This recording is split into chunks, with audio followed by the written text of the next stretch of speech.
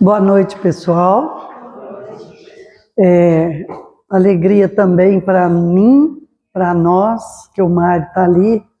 É um pedacinho aí dessa satisfação de estarmos aqui realmente com emoção, porque nós fomos criados nessa casa, trazidos pelos nossos pais. Então, com certeza, a gente tem fé que eles sempre estão junto a nós, onde estivermos, mas também aqui é um local de trabalho deles, junto com o tio Miguel. E nós vamos agradecer a oportunidade de estarmos aqui novamente. Vamos agradecer ao tio Miguel que tem nos acompanhado na nossa jornada lá fora. Nós recebemos recados dele, né? Mensagens de apoio, né?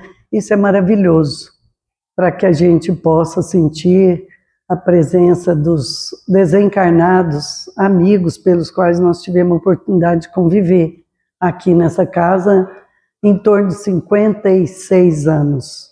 Então, por isso que nós estamos aqui para colaborar, contribuir, aprender. Eu tive que estudar muito mais para estar aqui, porque a responsabilidade da gente cresce, né?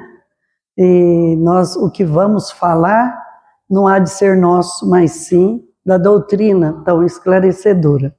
Então, procurando um tema, um assunto para a gente falar com vocês, na verdade, contamos com a vibração de todos, tá? Para que tudo possa acontecer na paz do Senhor. E nós procurando um tema, estávamos lendo esse livro, A Boa Nova, que quantos aqui já leram esse livro? Isto. Quantos aqui estão praticando os ensinamentos desse livro?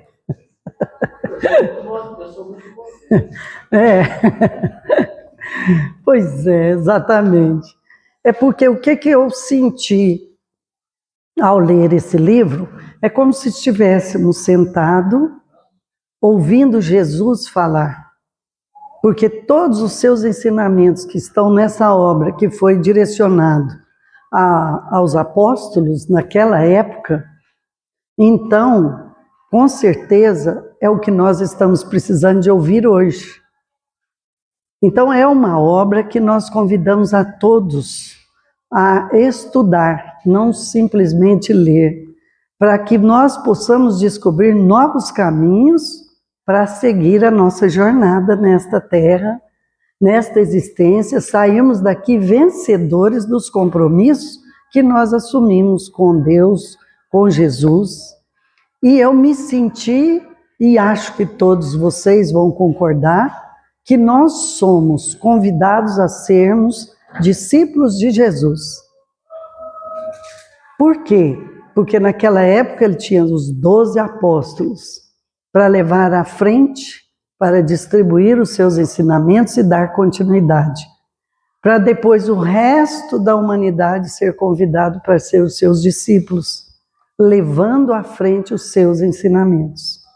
Então é por isso que nós vamos estar hoje refletindo com esses ensinamentos, para que nós também possamos ter certeza, segurança e determinação de qual deve ser a nossa postura quanto discípulo de Jesus. Onde estivermos, como estivermos, na condição de cada um, no que nós já conseguimos de adquirir com todos esses ensinamentos, nós precisamos de agir um pouco mais, de sermos melhores. Então é por isso que eu escolhi, são 30 episódios, mas não vai dar tempo de falar dos 30, né, Carlinhos?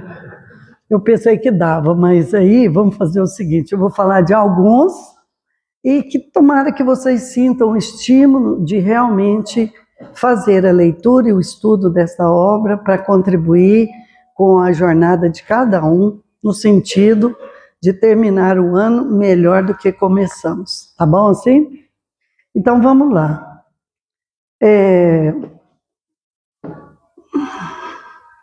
Nós escolhemos a lição 4, que é a família de Zebedeu. E Zebedeu, os filhos de Zebedeu, ele era pai de Tiago e João, tinham sido convidados para seguir Jesus. E ele preocupou, como todo pai, né? Preocupa com os filhos, com quem vai estar. Então ele foi até Jesus participar da reunião que estava acontecendo com os apóstolos, né? Com os discípulos também daquela época. Ele foi para tirar as dúvidas, para conversar e se informar. Então essa fala aqui, eu digo para vocês, elas vão ser às vezes um pouquinho mais maiores, mais longas aqui na tela, mas exatamente porque nós pegamos a fala de Jesus para os apóstolos, tá? Então, trago comigo as armas para que o homem combata os inimigos que lhe subjuga o coração, e não descansarei enquanto não tocarmos o porto da vitória. Eis porque meu cálice agora tem que transbordar de fel, que são os esforços ingentes que a obra reclama.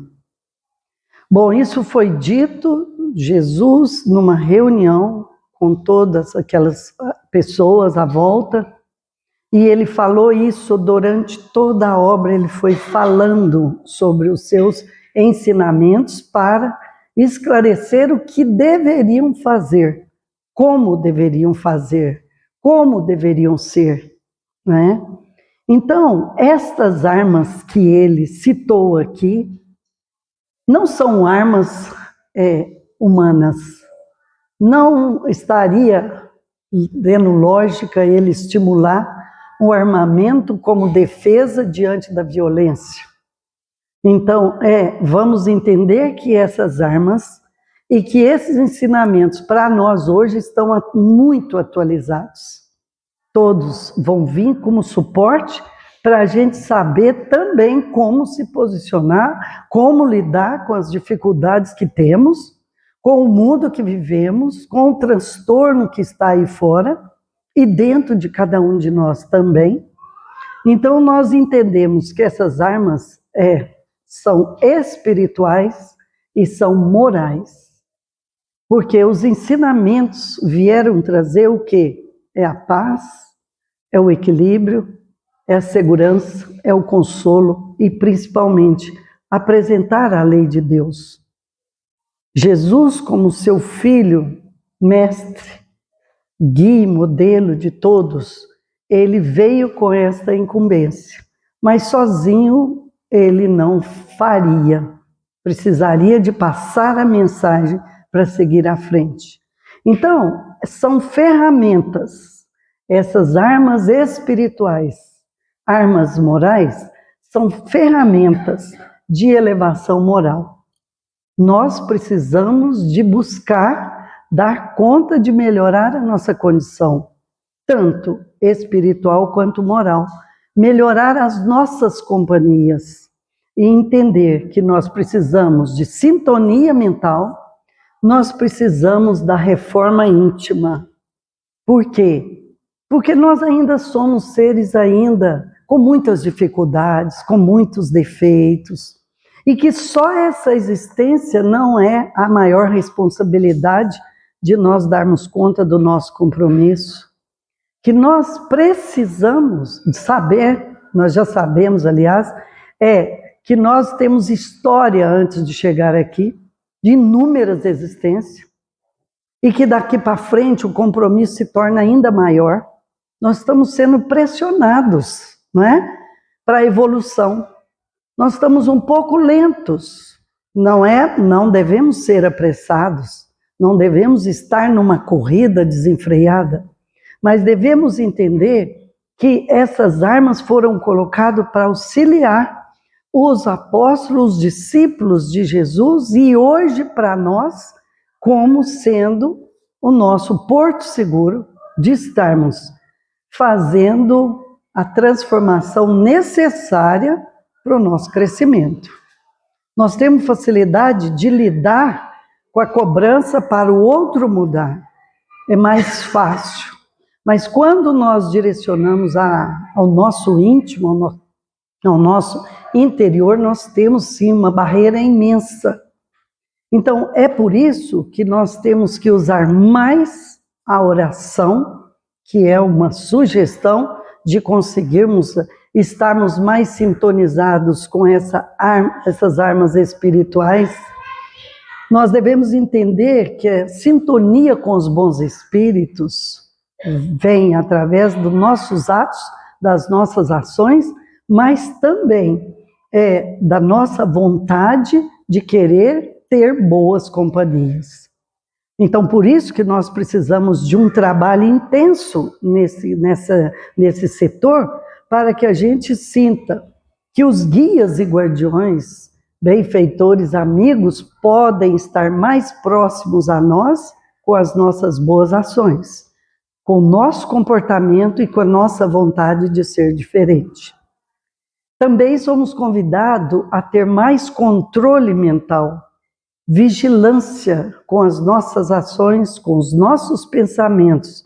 Para isso, nós somos convidados a mudar a sintonia do que estamos vivendo lá fora, na confusão, na violência, nas tragédias, e passarmos a buscar essa vigilância, esse controle, praticando bem, usando os bons pensamentos, com boas leituras, com bom trabalho, seja ele no campo material, seja no campo espiritual. Nós devemos manter o equilíbrio diante de todas as ações que vamos praticar. Então, nós somos convidados a orai e vigiai. Então, assim nós podemos ter um pouco mais de conforto na nossa mente, que ainda é conflitante, que ainda é rebelde. Então, nós podemos sentir que nós ainda temos muito ressentimento, muito melindre, nós ainda temos muitas dificuldades de aceitar os nossos erros. Nós podemos errar, mas ninguém pode falar. Então, o que acontece? A pessoa ela vai ser influenciada por espíritos obsessores, porque nós estamos abrindo as portas desse ressentimento, desse transtorno mental, para que essas entidades que estão em sofrimento aproximem e venham utilizar das nossas fraquezas. Bom, e também, como em todos os estudos devem dizer, nós temos um convite para a caridade. Seja ela qual for, onde estivermos, nós necessitamos de trabalhar o amor para com o próximo. Nós trabalhamos o amor muito fechado nos nossos interesses, nas nossas vontades, mas nós devemos estender para os demais, não só para os familiares, não só para os amigos, que é mais fácil a gente estar amando o próximo, mas principalmente aqueles mais necessitados e que possivelmente passamos a conhecer no andar da nossa existência. Então é por isso que nós somos convidados a exercitar a tolerância, nós somos convidados ao trabalho do bem, para atrairmos a simpatia e a proteção do mundo maior. Quer dizer que nós é que precisamos de fazer um bom trabalho para sentir as boas influências, bons pensamentos, vindo desses guardiães que sempre estão querendo o nosso melhor. Mas a gente ainda insiste em estar rebeldes, e isso que trava a nossa evolução. Então, nós temos aqui a continuação da fala de Jesus. E o mestre continua: a mensagem da Boa Nova é excelente para todos, contudo, nem todos os homens são ainda bons e justos para com ela. É por isso que o Evangelho traz consigo o fermento da renovação, e por isso deixarei o júbilo, o entusiasmo, a alegria e a energia como melhores armas aos meus discípulos. Fala de Jesus aos discípulos. Então, nós vamos entender que a mensagem Boa Nova, ela significa uma boa notícia para nós. E nós necessitamos dessa boa notícia vindo da espiritualidade, como veio na boca de Jesus para os apóstolos, para os discípulos, considerando a grande necessidade de evolução daquela época para cá e a sequência que nós vamos necessitar desses ensinamentos. Então, essa boa notícia, ela nos ensina que a vida continua após a morte. Isso é tão satisfatório, isso é tão gratificante para todos nós, porque ainda falar da morte, viver o momento da morte é muito triste, é muito chocante, é muito assim desesperador para todos nós que já acreditamos que a vida continua, não é? E então, essa boa notícia nos acalma, nos consola. Também, essa boa notícia vem que a cada pessoa é responsável pelo seu próprio destino. Às vezes nós ficamos esperando os outros melhorar para a gente melhorar também. A gente tem uma vontade de encontrar pessoas compreensivas, amáveis, que entendam as nossas dificuldades, as nossas dores, mas, na verdade, nós estamos apoiados no outro. E nós aqui, pela boa notícia, pela boa nova, nós recebemos a fala de que nós somos responsáveis para construir o nosso destino, a nossa história, que já vem sendo escrita a cada existência. E aqui continuamos. E também existe uma outra colocação, que a boa notícia mostra a vivência do amor ao próximo. Como que nós vamos despertar, vamos construir isso no nosso interior, relacionando com o próximo, seja ele qual for, em qual condição, não me importa. Então nós vamos ter facilidade de vivenciar os ensinamentos nesta condição. E, novamente, somos convidados à caridade. E o Evangelho diz lá na sua primeira frase, dentro do convite que se faz, há 1000 maneiras de fazer a caridade. Então, nós temos espaço, eu acho que já temos até mais de 1000, nós já temos espaço para trabalhar a caridade. E o perdão, que é ainda um sentimento difícil da gente praticar, pela condição que estamos, pelo mundo que vivemos, pelas dificuldades que estão à volta. Então, mais que tudo isso é a forma, é o convite que nós temos de seguirmos o caminho para a espiritualidade e para a paz interior.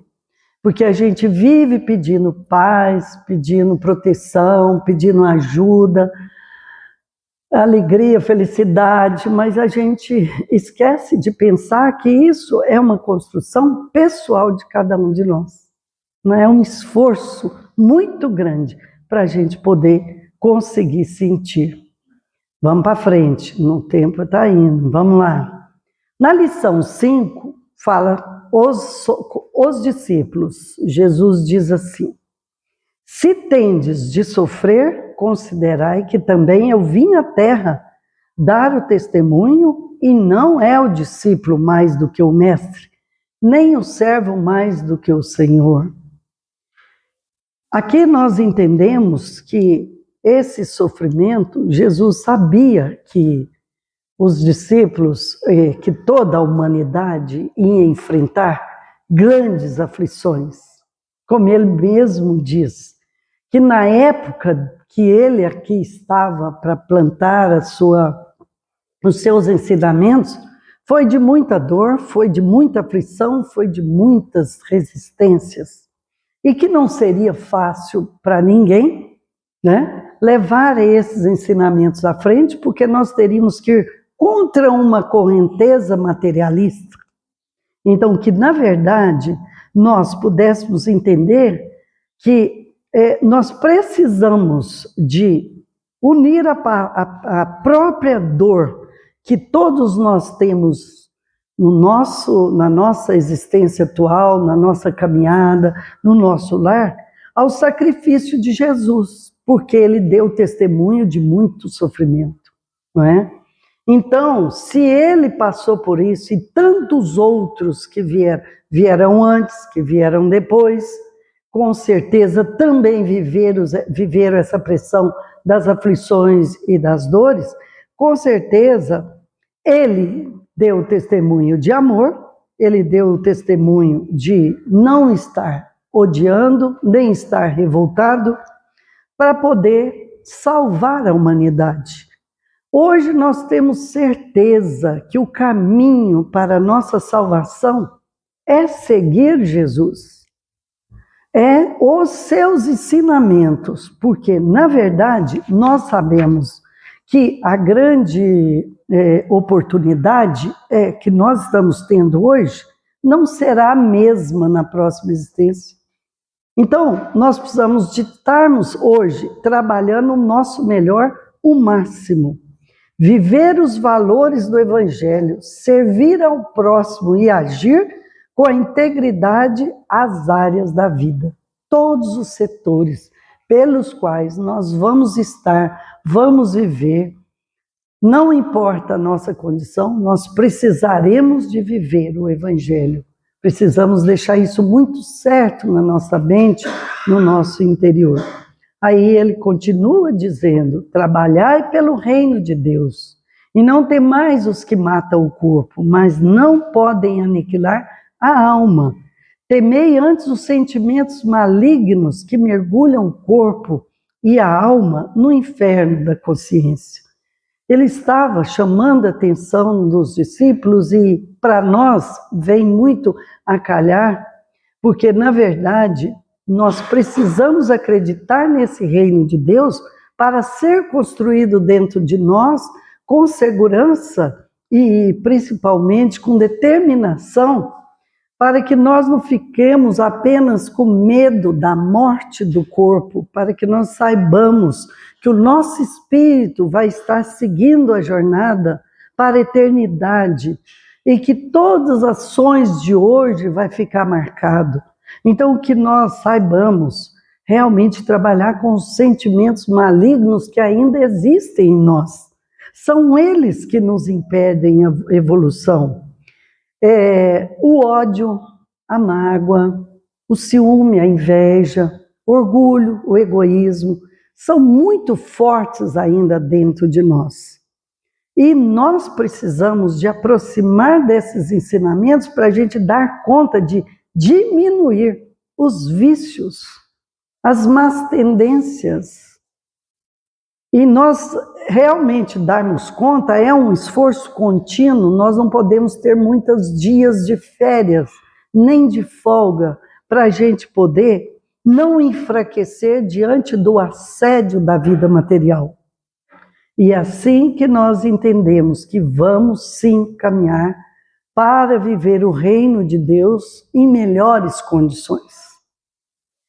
Bom, aqui Jesus fala a Judas. O que acontece? Ele estava colocando que eles deveriam sair para o mundo, falar sobre os ensinamentos, e Judas fez uma pergunta. Como que nós vamos sair por aí sem dinheiro? O Judas era bem preocupado com o dinheiro, né? Diante de tantos ensinamentos, ele já cravou a pergunta. E foi onde que Jesus respondeu para ele. Será que Deus precisou das riquezas precárias para construir as belezas do mundo?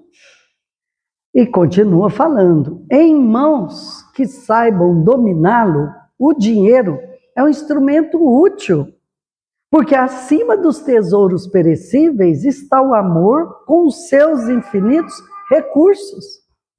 Põe em prática a tua lembrança, mas tem cuidado com a tentação das posses materiais, nunca procures o que ultrapasse o necessário.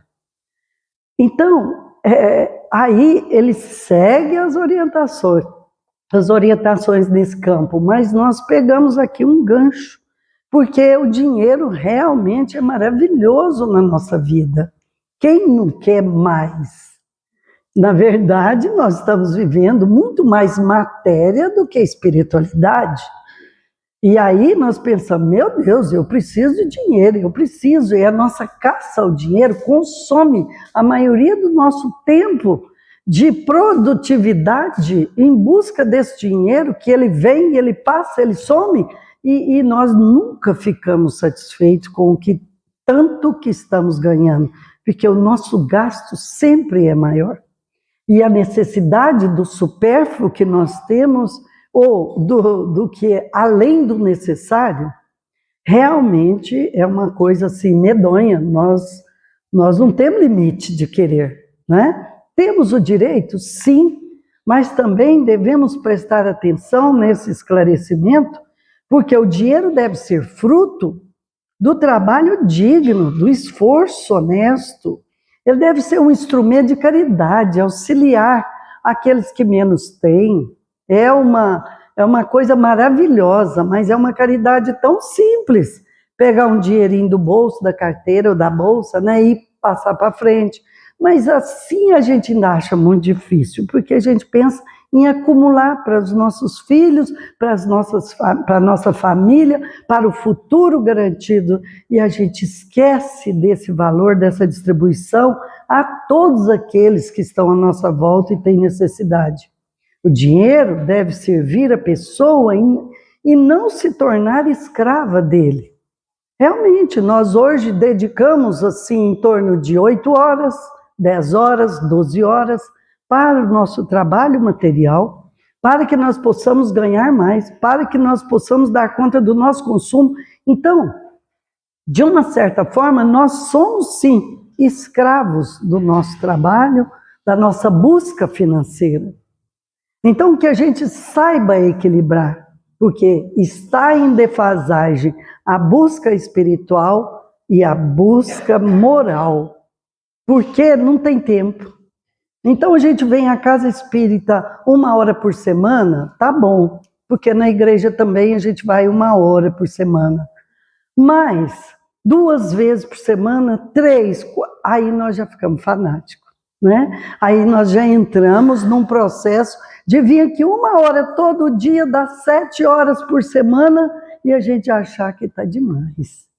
Aí o marido que não vem preocupa, a esposa que não vem preocupa, porque isso aqui está gostoso demais.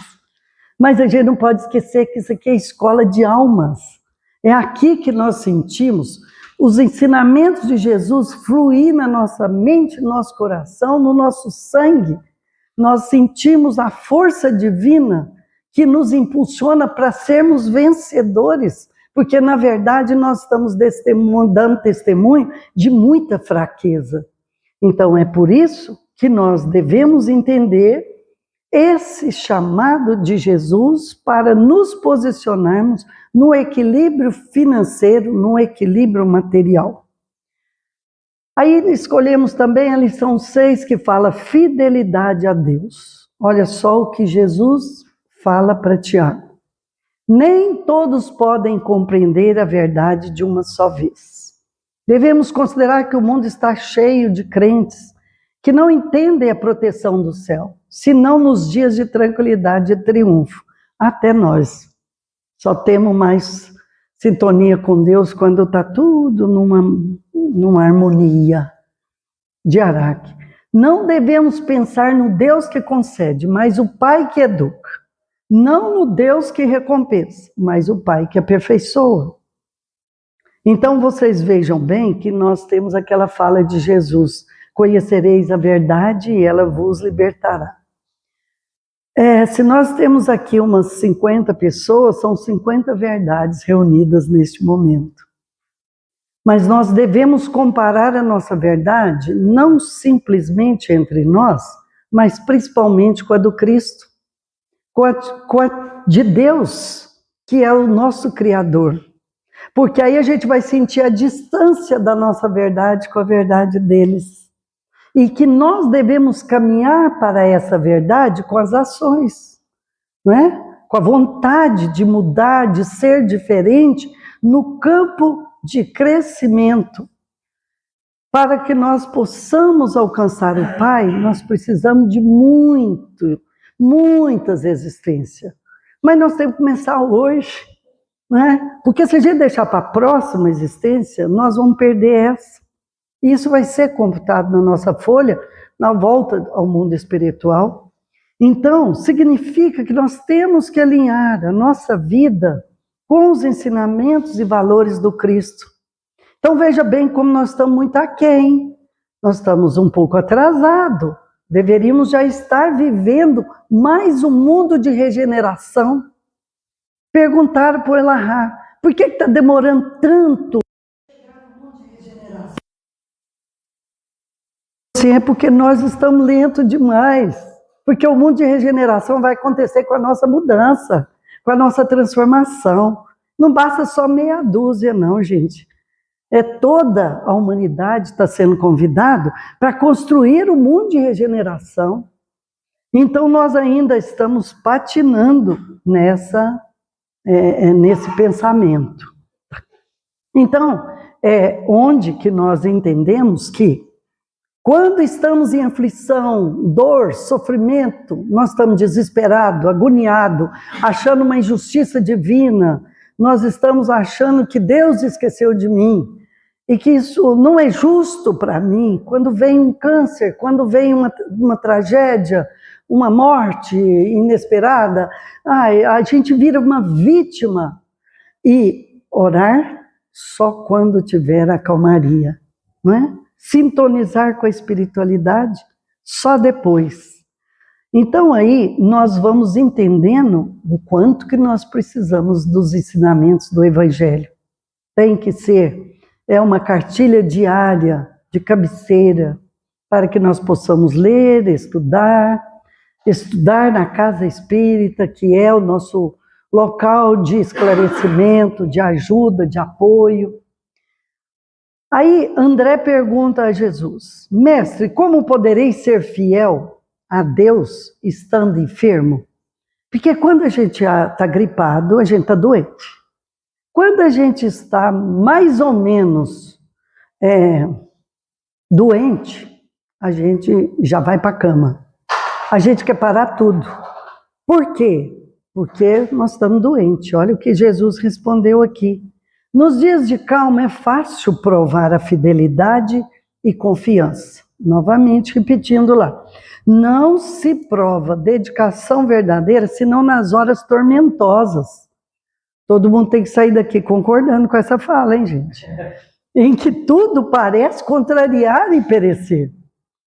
O enfermo tem diversas possibilidades de trabalhar para nosso Pai.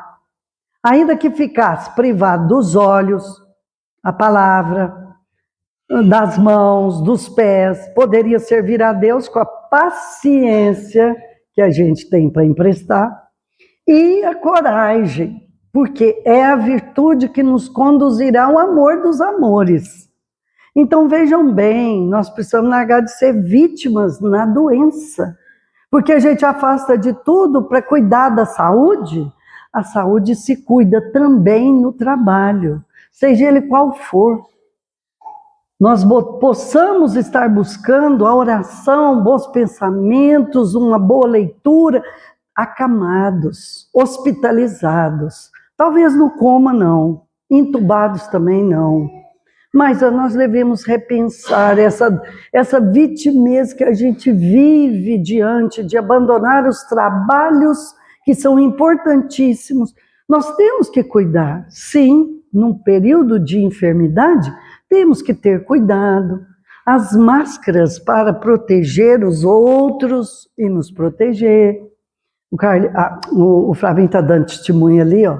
Mas o que a gente entende com isso? É que nós não precisamos estacionar nosso caminhãozinho diante do sofrimento, de um problemão e de uma doença, por mais grave que seja, porque a gente conhece pessoas que estão gripadas, parece que estão morrendo. A gente vê pessoas com câncer, nós vamos visitar no hospital Lutas pela Vida, as pessoas que estão com câncer, agora já mudou um pouco o quadro lá, mas as pessoas, assim, 3 num quarto, 2, você chegava lá, um tá sorrindo e agradecendo a nossa presença, o outro tá lá carrancudo e bota até a coxa em cima da cabeça, de revolta. Então, quer dizer, é saber lidar com esses momentos. E vamos em frente, porque senão não vai dar.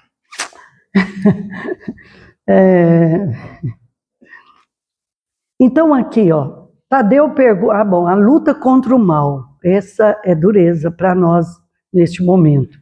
Mas Tadeu perguntou a Jesus, Senhor, os espíritos do mal são também nossos irmãos? A gente não queria que fosse, né? Porque a gente acha que eles são do mal mesmo, né? Então, irmão é só aquele que a gente gosta e que a gente escolhe, né? Que a gente acha que está compatível com as nossas ideias, com as nossas opiniões. Mas não, olha aí, Jesus respondeu, toda a criação é de Deus. Os que vestem a túnica do mal envergarão um dia e da redenção pelo bem. Só a luz do amor divino é bastante forte para converter uma alma à verdade. Já viste algum contendor da terra convencer sinceramente tão só pela força das palavras do mundo? Vai, trabalha sem cessar, zela por ti e ama o teu próximo, sem olvidares que Deus cuida de todos. Gente, olha que fala linda. Para a gente ter mais paciência com as pessoas que estão vivendo o mal como sendo a verdade, como sendo o direito, não é? Como diz aquele assim, ó, o seu Deus é bom, é forte? É. Mas o assaltante falando para mim, né? Não, ele é muito forte, sim. Ué, mas o meu é mais, porque ele está ajudando eu a te roubar. Por quê? Porque, na verdade, as pessoas que estão no mal, elas já definiram que esse caminho é seguro para eles vencer a vida que eles estão levando. Mas que, na verdade, nós precisamos de saber que são irmãos necessitados de compreensão e de tempo e de experiências vividas nessa e nas próximas existências para dar conta de deixar essa maldade para trás. É debaixo de muita dor, de muito sofrimento, de muitas cobranças que vão haver, muitas prisões e muitos travamentos que, infelizmente, esses irmãos vão realmente despertando. Nós tivemos no trabalho mediúnico até uma fala interessante, uma entidade chegou dizendo assim, eu vim aqui pedir ajuda, estou cansado de sofrer. Nossa, eu sou preparado para nascer, aí eu nasço, eu venho no mundo novamente, eu esqueço e erro, cometo os piores crimes e volto para o mundo espiritual. Eles me preparam de novo e eu não aprendo. Eu chego no mundo material, eu me perco. E eu estou cansado disso e eu quero ajuda. O que vocês podem fazer por mim? Então vejam bem, quantas existências que ele deveria estar nessa para chegar a assumir que ele agora precisava de ajuda. Estava despertando, gente. Que beleza, não é? Então você fala da entidade dentro de um trabalho mediúnico. Então é por isso que nós devemos prestar bem atenção nessa questão de desvalorizar, desmerecer, desprezar esses irmãos que estão aí ainda perdidos nesses pensamentos e nessas ações de maldade. Bom ânimo. Jesus fala a Bartolomeu, a vida terrestre é uma estrada pedregosa que conduz aos braços amorosos de Deus. O trabalho é a caminhada de cada dia. Os instantes da manhã e as horas noturnas da serenidade são os pontos de repouso. Na atividade ou no descanso físico, a oportunidade de uma hora, de uma leve ação, de uma palavra humilde, é o convite de nosso Pai para que semeemos as suas bênçãos sacrossantas. Então, gente, nós não temos dúvida que isso naquela época, se era pedregosa, se a vida era terrestre, era cheio de pedras, hoje nós estamos tendo certeza que continuamos tirando pedras do caminho, não é? E que realmente nós precisamos de entender quando Jesus diz: não se turbe o vosso coração, nem atemorize. Jesus, de uma maneira simples, nos convida a não perturbar com os problemas e tentá-los resolvê-los da melhor forma e de preferência em equilíbrio. Porque senão nós fazemos o quê? Complicar os problemas, tá bom? E também continua dizendo lá em João: neste mundo vocês terão as aflições, mas tende bom ânimo, eu venci o mundo. É o que ele está dizendo, que nós poderemos vencer esta existência. Não como seres perfeitos, graças a Deus, porque a gente não vai dar conta, nem um terço. Então, que a gente possa saber que o testemunho que ele deixou não foi em vão e que é a nossa força de estarmos o quê? Lutando contra a correnteza de fraqueza, de desânimo, de tristeza, e que nós possamos resistir às tentações materiais que nos envolvem, que nos enfraquece. Eu vou passar porque senão não vai dar tempo, vai ter 10 horas, viu, em torno, tá? Aí o Bartolomeu ainda pergunta para Jesus: mestre, não será justificável a tristeza quando perdemos um ente amado? Ei, moçada, essa hora ela é dura. Mas olha o que ele respondeu. Foi Jesus, hein? Não sou eu que escrevi. Mas quem estará perdido se Deus é o Pai de todos nós?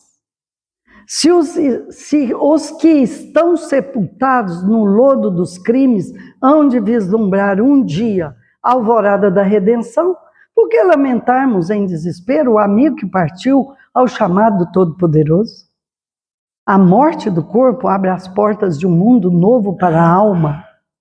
Ninguém fica órfão sobre a terra, como nenhum ser está abandonado, porque tudo é de Deus e todos seus filhos. Eis porque todo discípulo do Evangelho tem de ser um semeador de paz e de alegria. Gente, nós precisamos melhorar nossa condição no momento de recebermos a notícia de morte. Por quê? Porque nós temos ao alcance, diante da perda de amados, de amigos, nós precisamos de nos preparar. Não vai ser fácil. Nós vamos precisar de tempo, vivenciar o tempo pós a perda que nós consideramos. Nós vamos ter que pensar, que nós vamos ter que aceitar, mas eu não aceito. É muito difícil a gente imaginar a mãe perdendo um filho mais jovem perdendo os pais. É difícil? Mas nós temos que refletir e analisar. Porque a doutrina dos Espíritos, os ensinamentos de Jesus, olha o que ele respondeu naquela época. Que nós saibamos lidar com esse sentimento de tristeza, que nós possamos entender o direito de sentir o luto. Podemos sim sofrer. Nós não podemos estacionar na tristeza, na depressão, no sofrimento dessa perda. Nós não podemos estender isso, nós temos que ir diluindo com o passar dos meses. E nós temos a certeza da imortalidade da alma. Foi um momento de passagem. Ou porque nós aceleramos, ou porque nós cortamos a nossa existência pelo suicídio, ou porque Deus chamou. Então vejam bem, devemos estar sintonizados em oração, para que a gente possa levar a esses nossos amados desencarnados a oração, as boas vibrações, os bons pensamentos que vão chegar a eles para dar suporte. Porque se a gente pensa que está sofrendo aqui, eles estão em sofrimento maior lá, porque eles estão preocupados conosco. Então nós precisamos de ater com essas questões. O estudo, nos ajuda a aliviar.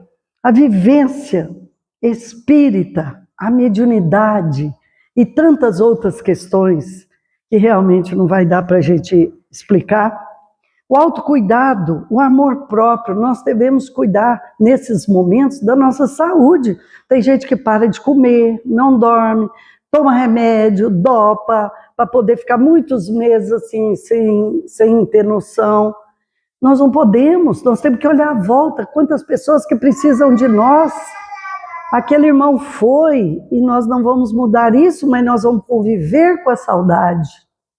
Correto?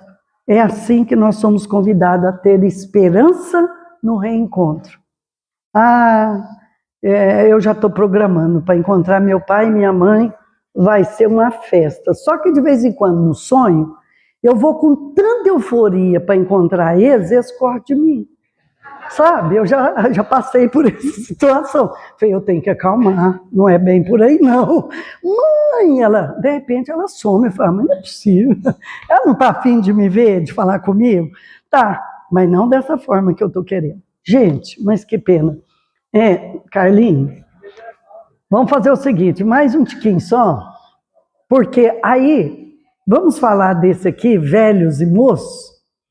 Jesus... Espera lá, essa fala maravilhosa, olha que comparação divina. Eu não sei se vocês já viram isso em algum lugar, mas para mim foi uma baita novidade. Jesus fala a Simão, o Zelote: a vida na sua expressão terrestre é como uma árvore grandiosa. A infância, que tem um representante ali, é a sua ramagem verdejante. A mocidade constitui de suas flores perfumadas e formosas. A velhice é o fruto da experiência e da sabedoria. Viu que chique ser idoso? Bom, vamos seguir. Há ramagens que morrem depois do primeiro beijo do sol e flores que caem ao primeiro sopro da primavera. O fruto é sempre uma bênção do Todo-Poderoso. A ramagem é uma esperança, a flor uma promessa, o fruto é realização. Olha a vantagem do idoso. Em face da grandeza espiritual da vida, a existência humana é uma hora de aprendizado no caminho infinito do tempo. Então 100 anos não é nada, gente, não significa nada. Mas olha aí que coisa mais linda que Jesus menciona naquela época aos seus discípulos. Então nós vamos entender, moçada, que vem em seguida a pergunta de Simão. Senhor, então, Senhor, a velhice é uma meta do espírito? Não a velhice enferma e amargurada que conhece na terra, mas a da experiência que edifica o amor e a sabedoria. Gente, como eu falei para a Graça e o Marco Aurélio já antes de vocês, eu tenho que dizer que eu tinha um pensamento errado sobre o que é a velhice, a melhor idade, que não é a melhor nada. Mas eu achava que idoso é expiação, não é brincadeira ser idoso, depois que a gente já foi jovem, né? Ou fase gostosa que a gente se perde lá. E depois nós entramos para a velhice, e o que acontece? Aí nós queremos resultado que nós não plantamos. E é aí que Jesus diz, não é para nós sermos idosos, amargurados, depressivos, e birrento, pirracento, torrões. Nós temos que parar com isso, nós temos que mudar isso. Porque nós temos ao alcance esses ensinamentos que diz, gente, que a velhice há de ser a melhor fase da existência, porque é onde nós temos que colher os frutos, é onde que nós devemos ter os resultados de toda a existência que nós estamos vivenciando e que ela é muito passageira e não significa mais do que uma hora na espiritualidade. Então é isso aí. Aí o Simão ainda diz, estar enfraquecido diante do envelhecimento. Olha o que Jesus responde. Simão, achas que os moços de amanhã poderão fazer alguma coisa sem os trabalhos dos que agora estão envelhecendo? Um velho sem esperança em Deus é um irmão triste da noite, mas eu venho trazer as claridades de um dia perene, ou seja, a satisfação, a alegria, as realizações. Então, gente, nós temos que ser idosos felizes, criativos, compreensivos, parceiros. Devemos ajudar os filhos, não é carregar nas costas, auxiliar, mas nós devemos estar realmente revertendo o quadro da melhor idade hoje, que está muito entre ignorância, depressão e decepção, tá?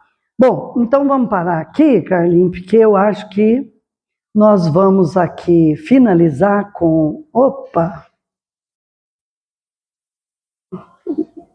Nós vamos finalizar com uma mensagem de Jesus e que vocês prestem atenção na letra, que é a finalização do nosso trabalho, mas que é a continuidade da nossa caminhada, que é o convite para que todos nós possamos grudar nesta oportunidade, nesta existência de conhecer a doutrina espírita, que traduziu os ensinamentos de Jesus, que nos trouxe o reino de Deus, para que nós pudéssemos sair daqui vencedores para o mundo, se Deus quiser, e nós mais ainda, um mundo de regeneração na sequência da evolução. Então vamos lá. Só bater aqui, né, Mário?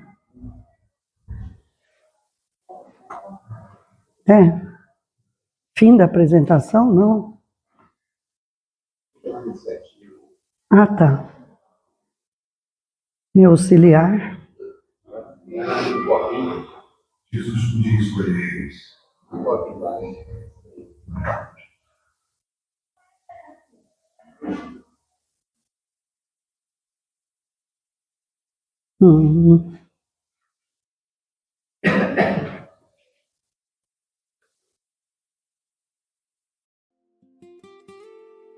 Jesus podia escolher reis, pessoas importantes, gente poderosa, mas escolheu pescadores, homens simples, imperfeitos. Pedro era impulsivo, Tomé duvidava, Mateus era rejeitado, e Judas andava perto de Jesus, sem nunca entregar o coração totalmente. E sabe o que isso mostra? Que Deus não chama pessoas perfeitas, Ele transforma pessoas disponíveis. Tem gente achando que precisa estar pronta para ser usada por Deus. Mas os discípulos também tinham medo, também erravam, também falhavam. Mesmo assim, Jesus chamou eles para caminhar perto. Eu achei que Deus nunca olharia para mim, porque minhas falhas falavam alto aqui. Eu carregava medo, culpa no coração, tentando esconder minha confusão. Mas quando ouvi teu chamado, algo mudou em mim, porque tua voz enxergava o que ninguém conseguia ver aqui. Tu não chamou perfeitos, tu chamou quem quis ouvir, e foi no meio das minhas falhas que eu comecei a te seguir. Pedro caiu, mas voltou pra presença. Tomé duvidou, mas encontrou resposta na presença. João aprendeu a descansar no teu amor. E Mateus descobriu que graça vale mais que valor. Os discípulos erravam, mas continuavam ali. Porque quem conhece Jesus não consegue fugir pra sempre daqui. Eu também descobri que te seguir é transformação, não perfeição instantânea, mas mudança do coração. Jesus chamou imperfeitos pra mostrar seu amor, homens quebrados pra revelar seu valor. E se ele chamou discípulos falhos, também pode usar alguém como eu, porque graça verdadeira vem de Deus. Tu transforma vidas, tu restaura corações, tu pega pessoas simples e faz viver propósitos e missões. Escuta isso agora. O problema não é ter falhas. O problema é não querer mudar. Os discípulos erravam, mas permaneciam perto de Jesus. Hoje, muita gente quer promessa sem relacionamento, quer milagre sem presença, quer transformação sem renúncia. Mas caminhar com Cristo é permitir que Ele transforme você aos poucos. Pedro negou Jesus e mesmo assim foi restaurado, porque a graça de Deus é maior que sua pior falha.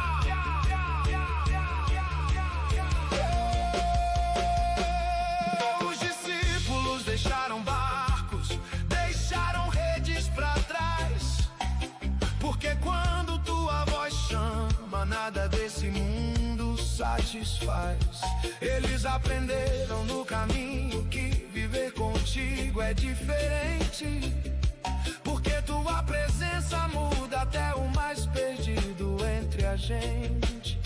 Eu também quero aprender a ouvir tua direção e abandonar aquilo que afasta meu coração. Teve momentos de medo, momentos de dor, mas mesmo em meio às lutas, teus discípulos continuaram, Senhor, porque eles descobriram o que eu também encontrei, que longe da tua presença eu nunca terei paz outra vez. Jesus chamou imperfeitos e mudou suas histórias, pegou homens comuns e revelou sua glória. E se o Senhor mudou discípulos, também pode me mudar, porque teu amor verdadeiro nunca vai me abandonar. Tu ainda chama, tu ainda transforma, tu ainda levanta os caídos. Talvez você ache que Deus não pode usar sua vida, mas Jesus nunca escolheu perfeitos. Ele escolheu pessoas dispostas a caminhar com Ele. Eu vou te seguir. Chega, porque eu tenho que agradecer essa oportunidade e pedir a proteção para todos nós, para que a gente possa dar conta dos nossos compromissos. Que Jesus abençoe, ilumine e proteja a todos. Muito obrigado. Desculpa aí avançar o tempo.